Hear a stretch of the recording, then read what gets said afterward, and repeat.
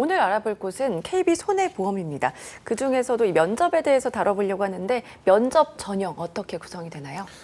일단은 여러분들이 이제 신입사원 채용 프로세스 이번에 공고를 보셔서 저는 아실 거라고 생각을 하는데 사실 이게 지난 몇 년 동안 바뀌질 않았어요. 네. 그래서 뭐 지원서 접수하고 서류 전형이랑 필기 전형 이후에는 1차 면접, 2차 면접 그리고 최종 합격 순으로 구성이 된다라는 거는 사실 여러분들이 흔히 알고 있는 그 사기업들의 모습이랑 똑같고요. 그리고 다만 이제 조금씩 기간이 좀 타이트하지 않다라는 게 좀 가장 큰 특징인 것 같아요. 그래서 14일까지 지원서 접수받고 있으니까요.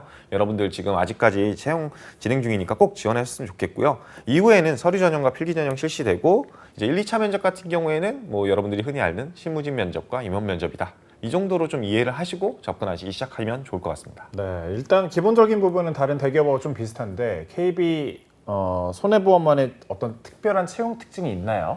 원래 이제 기본적으로 보험사라고 한다면 사기업이잖아요. 네. 그래서 뭐 사실 경력이라든지 나이, 뭐 신체 조건, 뭐 아니면 영어, 어학 성적, 뭐 여러 가지들을 제출하는 거를 의무로 할 수 있고 실제 면접에서도 그것이 당락을 좌우할 때가 되게 많은데 KB손해보험은 아무래도 이제 KB금융지주가 있어서 그런지 혹은 이제 KB국민은행이 같이 있어서 그런지 모르겠지만 면접 전형이 기본적으로 블라인드로 구성된다.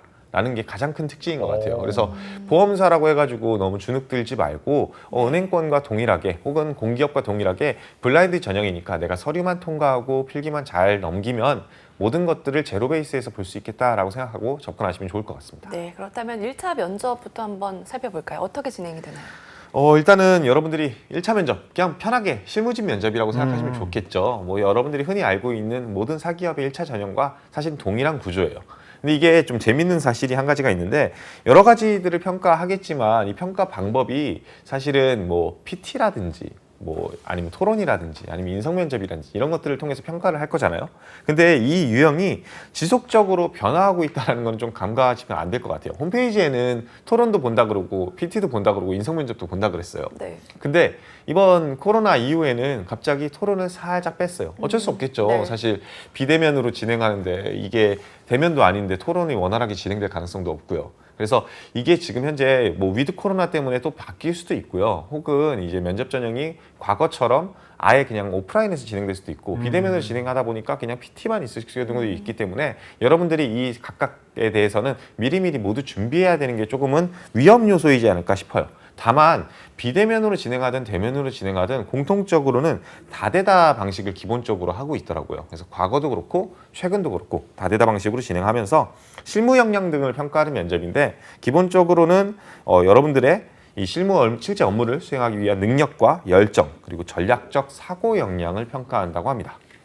네, 최근 전형을 살펴보는 게 좋을 것 같은데 PT 면접이 비대면으로 진행이 됐나요? 네, 진행이 됐습니다. 그러면 그게 뭐 어떻게 가능한 거예요? 저도 사실 식이에요? 굉장히 좀 의외였거든요. PT 면접을 보통 비대면으로 삼성도 지원했었고 뭐 다른 기관들도 사기업들도 했었습니다. 근데 이제 대부분의 경우에는 어떤 식으로 했냐면은 그냥 비대면으로 진행을 하되 생각해놓고 그냥 편하게 질의응답하는 시간 정도로 구성이 됐던 것들이 사실이에요. 그래서 뭐 준비 시간이라고 해봤자 3에서 5분 정도만 주고 네. 발표라고 할 것도 없이 그냥 한 1분 정도 떠들고 그다음에 면접관과 질의응답을 주고받는 경우가 대부분이었습니다. PT 면접이지만 얼굴 보면서 질의응답하는 그런 그렇죠. 느낌이네요. 예. 근데 이 KB 손보는 좀 달랐어요. 뭐냐? 여러분들이 이제 이런 디지털 선두주자라고 하는 거에 있어서 금융지주가 어디냐라고 물어볼 텐데 저는 이제 KB금융그룹이라고 생각하는 게 사실 줌이라는 생소한 툴을 처음으로 사용한 곳이 아닐까라는 생각이 들어요. 대부분 이제 대학교에서는 겪어봤겠지만 사기업에서 줌을 다루거나 웹엑스를 다뤄보는 기업이 그렇게 많지는 않을 텐데 이 줌을 이용해가지고 면접관 3명과 지원자 4명이 한 방에 입장을 합니다. 입장을 해놓고 이제 실제 PT 주제를 제공을 하겠죠. 제공을 한 다음에 개별적으로 준비 시간을 제공을 했습니다. 이 개별적 준비 시간은요 개인당 30분 정도. 굉장히 길죠. 네. 그래서 이제 다른 사기업들은 뭐 5분에서 10분 줬다. 여기 30분 줬다. 그럼 아무래도 면접에 대한 퀄리티라든지 아니면 PT에 대한 길이도 달랐겠죠. 그래서 실제 PT도 진짜 PT를 시켰어요. 화면에 대고 말하는 PT를 3분 정도 시켰습니다. 그래서 이 발표 시간을 3분을 했다라는 게 가장 큰 특징인 것 같아요. 30분, 3분. 다만 이제 계속 강조하지만 이게 사실은 상반기 때의 뉘앙스인 거지 우리가 이번에 또 위드 코로나 이후에 어떤 식으로 전형이 바뀔지는 좀 두고 봐야 될 요소인 것 같습니다. 그래도 어쨌든 간에 PT 면접은 사실 기본 골자는 동일하기 때문에 이걸 비대면으로 보냐 대면으로 보냐 이런 거에 대해서 뭐 오해를 하시지 말고 꾸준히 준비를 해놓으시는 거는 아주 바람직한 행동일 것 같습니다. 네, 이 30분이라는 시간이 어떻게 보면 길고 어떻게 보면 짧을 수도 있는데 그렇다면 이게 단순하게 그냥 면접을 진행한 건 아닌 것 같거든요. 네, 맞습니다. 이제 뭐 아무래도 줌이라는 툴을 사용하면은 자연스럽게 컴퓨터 앞에 앉아 있을 수밖에 없겠죠. 네. 그리고 컴퓨터 앞에 앉아 있고 30분이나 시간을 줬다? 그럼 잘 생각해 보시면 답이 나옵니다. 뭐냐? 발표 자료 만들 시간도 같이 포함이 됐을 가능성이 높겠죠. 네. 그래서 여러분들도 좀 그냥 단순히 30분 동안에 고개를 숙이고서는 뭔가 손으로 끄적인다라는 개념으로 접근하시기보다는 여러분들이 어렸을 때 그리고 대학 시절에 했던 그 조별 프로젝트를 그리고 우리 학과에서 과목별로 했던 전공 과목에서 PT 했던 거를 꼭 되살려 보셨으면 좋겠습니다. 이게 결국에는 여러분들이 그 당시에 내가 중점적으로 할 이야기들을 PT에 온전히 담아가지고 발표를 해야 되고 그 발표에 만약에 컴퓨터가 이용되고 발표 자료도 만든다고 한다면 누구는 굉장히 이상한 PPT를 만들 가능성이 높고 네. 어떤 사람은 PPT를 잘 못 다뤄서 워드를 써가지고 그냥 줄글로 PT 자료를 만들 가능성도 높고 제가 그랬어요. 저도 근데 네. 뭐 어떤 친구는 갑자기 엄청나게 이쁜 뭐 PDF 자료를 갑자기 띄워놓고서는 그걸 통해서 발표를 한다든지 일단 기본적으로 줌이라는 툴 자체가 화면 공유가 진행이 되거든요. 네. 그래서 그 화면 공유를 통해서 내가 만든 것들을 보여줄 수 있기 때문에 이런 것들을 고려해서 여러분들도 좀 준비를 하시는 게 좋지 않을까 싶습니다. 특히 뭐 조별 프로젝트에서 항상 여러분들이 프리라이더여서 난 발표도 안 하고 그냥 자료조사만 할 거야 했던 분들 같은 경우에는 꼭 PPT 다시 한번 만져보시는 시간 꼭 가지셨으면 좋겠고요. 이게 사실 이렇게 얘기를 하면은 또 이제 와가지고 또 PPT 공부해야 되냐, 뭐 워드 이쁘게 쓰는 거 공부해야 되냐, 뭐 이런 거 고민 많으실 텐데 그 정도까지는 아니다라고 일단 얘기는 할게요. 뭐 어차피 영업관리자를 혹은 보상직무를 뽑는 거지 뭐 얼마나 기획서를 잘 만드는 사람을 뽑는다 이런 개념은 아니잖아요. 네. 그러다 보니까 이 이쁘게 만드는 거는 사실은 크게 중요하지는 않을 수 있지만 이 PPT 자체를 통해 가지고 내 발표에 대한 이목을 집중시키는 효과는 분명히 가질 수 있겠죠. 여러분들도 대학 시절을 다시 한번 되돌아보시면 진짜 PPT를 이쁘게 만들어 오신 분들의 발표가 왠지 모르지만 더 멋있어 보이는 집중이 좀 더 잘 돼요. 집중이 잘 되는 그런 효과를 가지고 있었던 거를 좀 떠올리시면 나도 좀 이렇게 적절한 보조 효과를 갖기 위해서라도 PPT를 좀 준비를 잘해야겠다라는 생각을 하셨으면 좋겠습니다. 그리고 마지막으로 이게 사실은 뭐 다른 직무들 같은 경우에는 좀 예외예요. 근데 이 공통직무로 지원하신 분들한테는 좀 가장 중요한 이슈가 아닐까 싶어요. 이 PT는. 왜 나는 영업관리인데 나는 보상직무인데 왜 PT를 시키냐 면접 전형에서 라고 하고 굳이 말씀을 드리면요. 이 영업관리는 결국에는 여러분들이 보험 대리점, 이 전속 대리점에서 많은 그 설계사분들을 관리하는 역할을 수행하겠죠. 그러다 보니까 새로운 상품이 나오거나 전략적으로 어떤 것들을 해야 된다라고 이야기를 할 때 설계사분들을 모아놓고서는 진짜 매일 아침마다 PPT를 할 가능성이 굉장히 높아요. 여러분들이 PT 발표 이런 거 하셔야 돼요. 이런 거 파셔야 돼요. 어떤 설계사분이 이 정도 판매액을 달성하셨어요. 어떤 분은 좀 더 분발하셔야겠어요. 이런 얘기들이 결국에는 영업관리자들이 하는 주요 역할과 업무가 될 텐데 사실은 뭐 본인이 리더십이 강하다, 뭐 말을 잘한다 이런 얘기 백날 해봤자 커뮤니케이션 능력은 사실은 이 PT에서 다 보여질 가능성이 굉장히 높습니다. 그래서 내가 영업관리로 좀 포커스를 두고서는 이번 면접을 진행할 거다라고 한다면 이 PPT에서 좀 사활을 걸어야 되지 않을까 싶습니다. 네. 뭐 제 개인적인 팁이라고 하면 제가 뭐 이렇게 발표할 기회가 좀 많았거든요, 최근에. 유튜브 같은 데 찾아보면 프레젠테이션, 뭐 PPT 같은 거 좀 깔끔하게 빠르게 하는 법 같은 걸 한 30분 안에 다 훑어볼 수 있는 그런 콘텐츠도 많더라고요. 그래서 상당히 좀 도움됐던 것 같아요. 깔끔하게 하고 어떤 효과 같은 거 내고 하는 거 좀 찾아보시면 30분만 사실 뭐 투자하시면 되니까. 맞습니다. 예. 그런데 또 30분 하니까 여기 또 30분이라는 키워드가 있는데 30분의 시간이 주어진 거잖아요. 네. 그러면 그만큼 주제가 좀 어려운 건 아닐까요? 주제 어때요? 뭐 제가 이게 항상 조심합니다. 네. 왜냐면은 맨날 쉽다 그러면은 뭐야 이제 와가지고 딱 이게 보니까 쉬워? 이게 쉬워? 미친 거 아니야? 이렇게 생각하시는 네. 분들이 있고 네. 아니면은 이거 좀 어렵다라고 하면은 야 저 친구는 진짜 공부를 안 했나 보다라고 하시는 분들이 있어가지고 제가 어려워. 쉽다 어렵다라는 얘기하기가 굉장히 어려운데 네.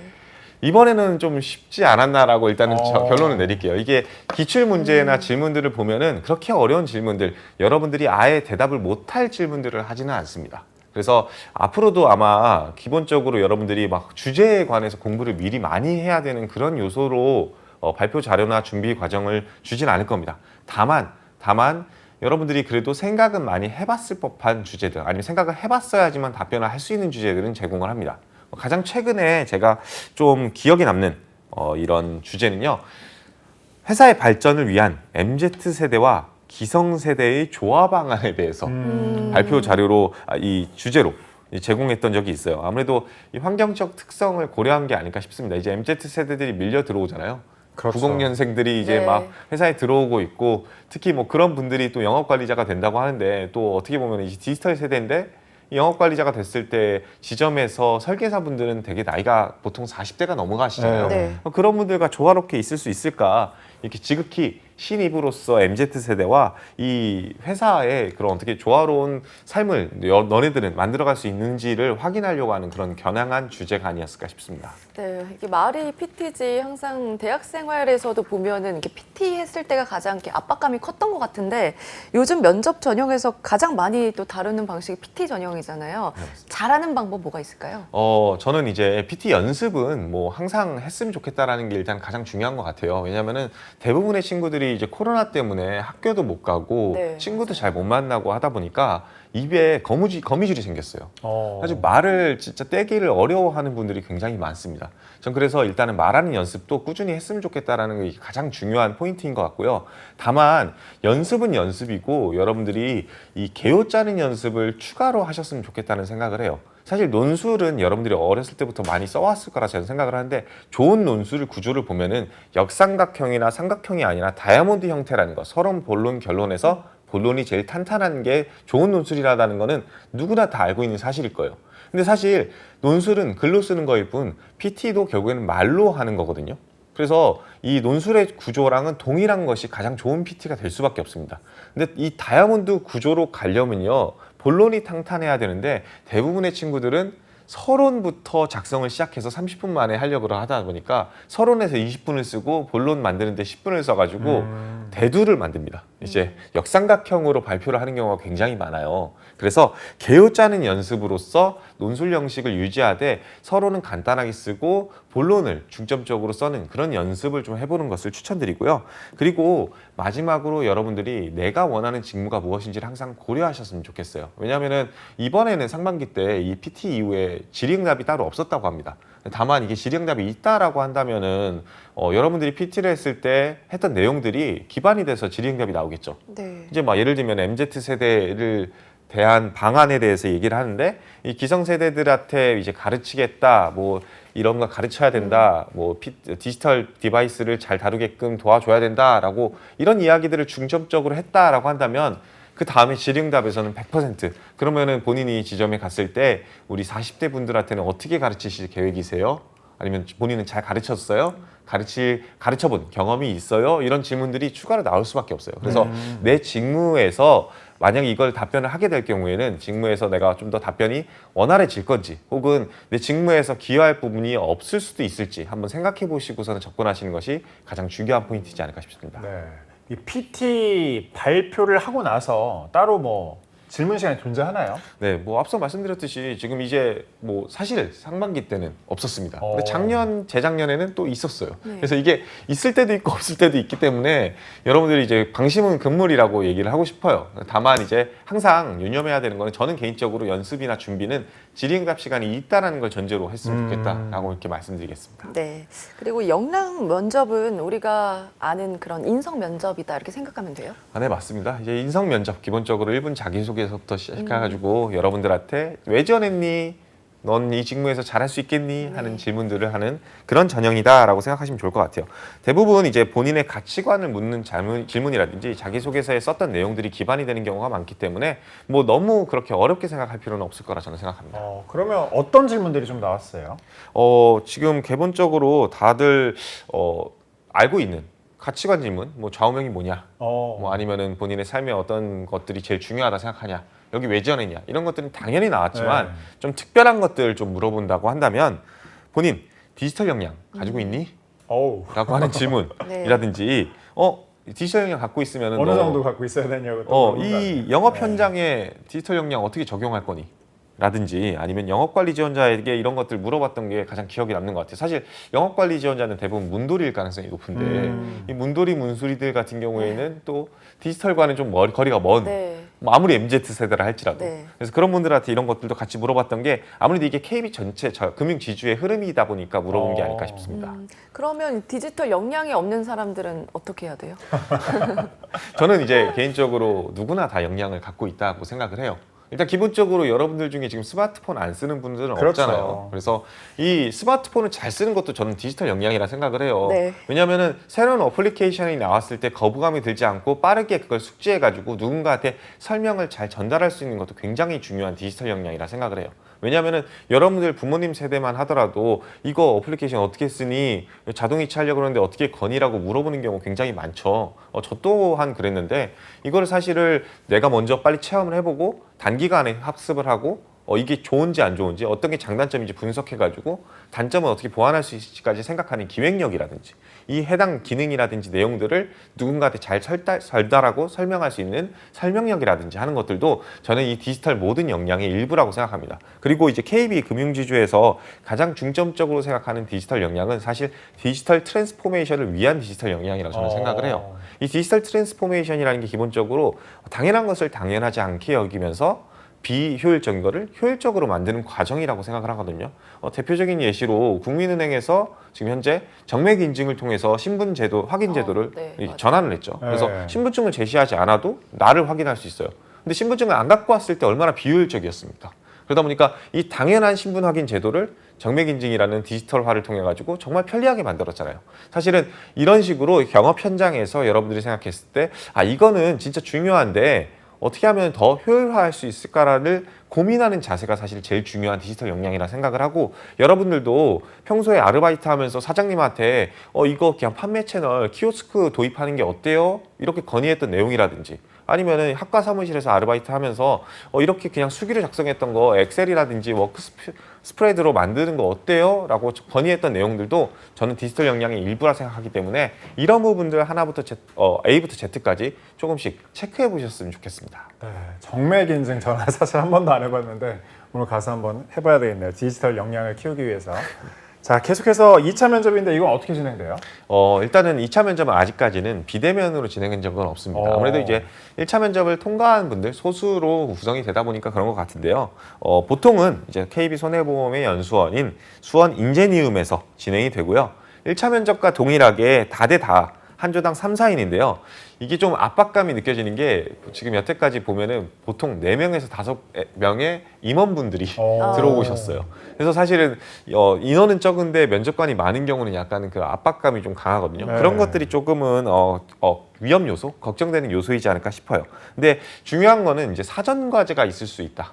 이런 것들은 좀 체크를 해야 될 것 같습니다. 사전 과제가 없을 때도 있지만 있을 때가 제일 많았기 때문에 기본적으로는 PT 면접이라고 생각하시면 좋을 것 같은데 아무래도 이제 다행인 점은 사전 과제잖아요. 이 1차 면접처럼 그 자리에서 주제를 주는 게 아니라 이제 합격하고 나면 2차 면접 오기 전까지 이러이러한 주제로 발표자를 준비하세요라고 제공을 되기 때문에 어느 정도 준비해 갈 수도 있고 대비를 해 갈 수도 있기 때문에 지금부터 일단 고민하지 않으셨으면 좋겠습니다. 기본적으로 여러분들이 지금 당장에 고민해야 되는 거는 1차 면접 때의 PT 면접 그리고 1차 면접의 연장선으로서의 2차 면접 이렇게 이해를 하시는 것이 가장 바람직하지 않을까 싶습니다. 네. 네. 실제 여기서 뭐 물어봤던 질문들의 예시를 보면은 기본적으로 여러분들이 2차 면접을 어떻게 볼지가 좀 그려질 거라 저는 네. 생각을 하는데 대표적인 예시가 KB 손보가 다른 경쟁사보다 왜 뛰어난가? 이미 뛰어나다는 전제 조건이 있네요. 보통 왜 그러냐면은 여기 오시는 분들은 다 KB 네. 손보가 짱짱맨이라서 온다. 나 여기 제일 오고 싶다라고 네. 얘기를 하기 때문에 일단은 왜 뛰어나다라고 일단 전제를 깔고 있고요. 보험은 사고 예방도 중요한데 왜 그런지 그리고 내가 생각하는 보험이란 무엇이고 다른 금융상품과 무엇이 다른지 사실 여러분들도 이것도 엄밀히 따지면은 보험업에 대한 로열티, 보험에 대한 이해 그리고 여러분들이 KB손보를 지원한 이유가 간접적으로 드러날 수밖에 없는 질문들이겠죠. 이런 부분들이 결국에는 여러분들의 PT 주제가 될 가능성이 굉장히 높고 임원 면접에서도 물어보는 질문이 될 가능성이 굉장히 높습니다. 그래서 네, 이 네. 원초적인 질문들에 대한 답변을 꼭꼭 준비해 가셨으면 좋겠습니다. 네. 여기 역량 면접에서도 있었는데 왜 KB손보가 다른 금융사보다 뛰어난 점은 뭔가 건쌤은 어떻게 생각하세요? 저는 사실 KB손보를 가입하지 않아서 라고 얘기하고 싶은데 사실은 네. 저는 KB손보가 굉장히 뛰어난 기관이라고 저는 확신을 해요. 왜냐하면은 일단 기본적으로 KB금융지주 자체가 굉장히 공격적으로 M&A를 하면서 이 보험업계를 주름잡으려고 하는 노력들이 보여요. 뭐 보험업계뿐만 아니에요. 뭐 여러 가지에 참여하고 있죠. 뭐 KB국민은행이 카카오뱅크의 지분을 갖고 있는다든지 아니면 KB금융지주가 이번에 프루덴셜 생명을 인수했다든지 하는 이런 모든 내용들이 어떻게 보면은 외연 확장을 굉장히 공격적으로 하고 있는 기관이다라는 생각이 들고요. 이런 부분들이 어떻게 보면 시장 우위를 점하고 있는 가장 큰 원인과 이유가 되지 않았을까 싶습니다. 그리고 이 손해율 관리에 힘쓰는 점이라든지 인재 관리를 위해서 이 금융사 내가 보험으로 지원을 해가지고 들어갔다 할지라도 은행으로 잠깐 갔다 와서 일해 볼 수 있는 기회라든지 하는 이런 인재 관리 이런 것들도 모두 경쟁력이지 않을까 저는 생각합니다. 네, KB 손보 우리 건쌤 때문에 많은 분들이 또 힌트를 얻었을 것 같은데 끝으로 한 말씀 부탁드릴게요. 지원자분들에게. 여러분들 일단은 이 KB 손해보험이 이번에 좀 역대급으로 채용을 많이 하잖아요. 지금부터 주눅 들지 마시고 여러분들이 그냥 금융사에 지원하고 싶었다라고 한다면 이것만큼 또 좋은 기회가 있을 수 없습니다. 그래서 꼭 지원하셨으면 좋겠고요. 아직 하반기 끝난 게 아닙니다. 여러분 절대 포기하지 않으셨으면 좋겠습니다.